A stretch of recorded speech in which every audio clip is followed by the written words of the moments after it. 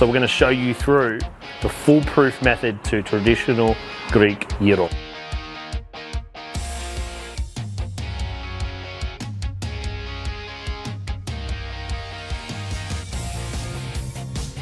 Hey guys, so you've got your Jumbuck spit set up. So now is the time to start cooking.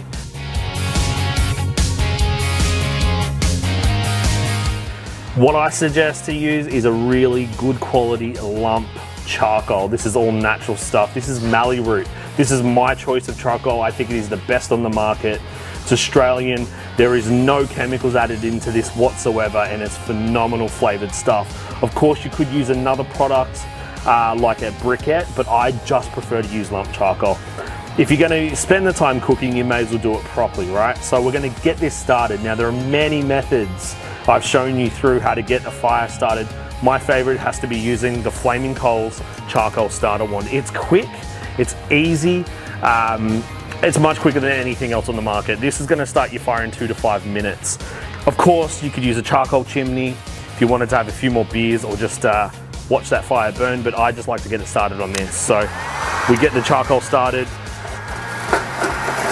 first settings on, and this is really going to get that heat pumping. This is super hot,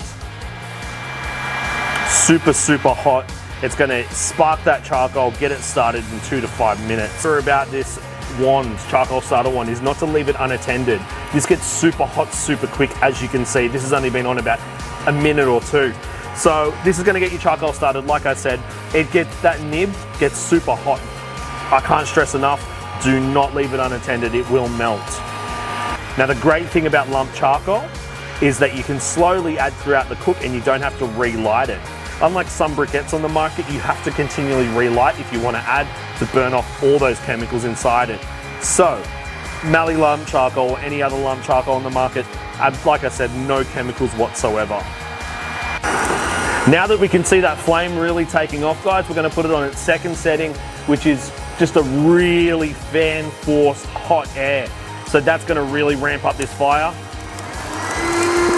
and get us cooking quick smart.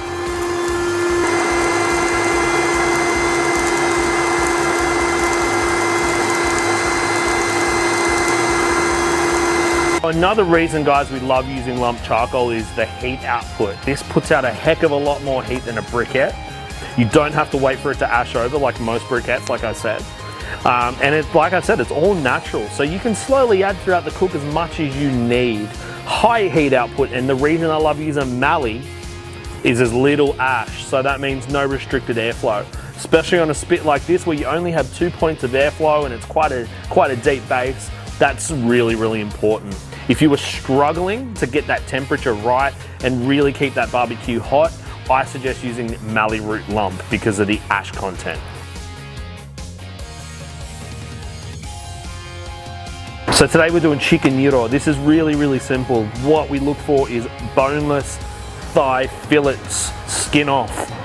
Any supermarket does it. We got these from Woolies. Really, really easy to prepare. So quite simply, take the chicken out.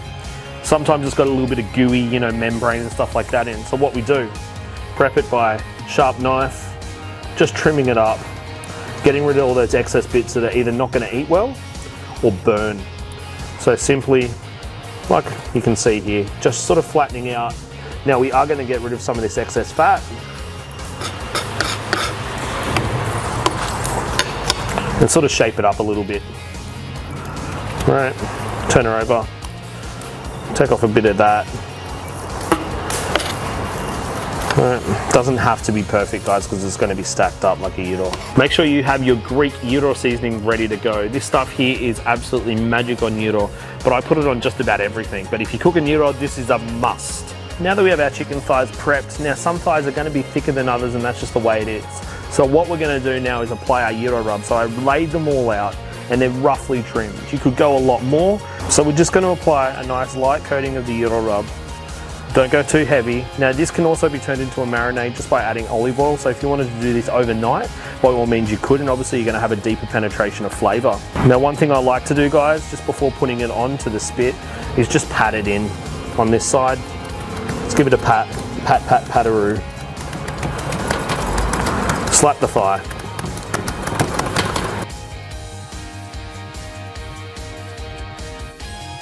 For prepping, guys, we've already got 1 gyro disc facing onto the Jumbuck spit rod. So putting gyro on is super easy. Quite simply, thread it on. I like to do overlapping. So sort of one bit that way, one bit the other way, but it really doesn't matter as long as it's fairly even. Now, a lot of people will mix lamb and chicken together. That is always a great option. So if you're going to do lamb, you would be doing lamb shoulder and cutting it into very similar sized chicken pieces, as you can see with the chicken thigh, opening it up and sort of 5 mil thick. You can do 1 bit of lamb and 1 bit of chicken. And what that will do is allow the lamb to sort of baste the chicken so it doesn't dry out. You shouldn't get any drying out anyway while you're using thighs, but it just adds that little bit of depth of flavour. Now we're pushing these down quite tight, guys. Final disc on, and really wedge it in tight. And of course, we're going to put that on the spit.